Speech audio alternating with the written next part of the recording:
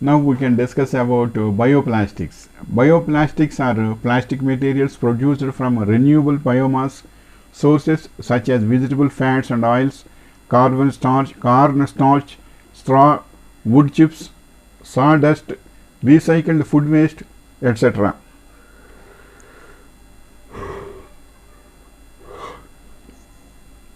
Some bioplastics are obtained by processing directly from natural biopolymers, including polysaccharides, starch, example starch, polysaccharides means starch, cellulose, chitosan, and alginate, and proteins, example soy protein, gluten, and gelatin, while others are chemically synthesized from sugar derivatives, example lactic acid and lipids, oils and fats from other plants of animals, are biologically generated by fermentation of sugars of lipids.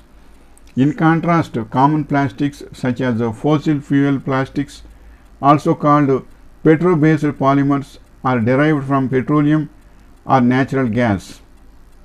Proposed applications. Few commercial applications exist for bioplastics. Cost and performance remain problematic.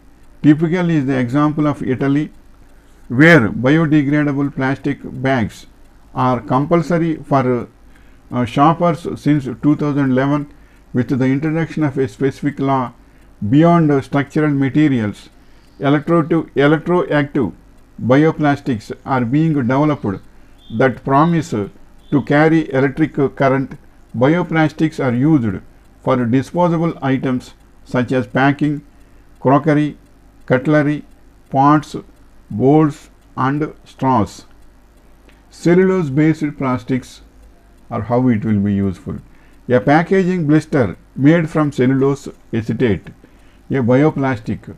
Cellulose bioplastics are mainly the cellulose esters, including cellulose acetate and nitrocellulose, and their derivatives include celluloid. Cellulose can become thermostatic when extremely modified.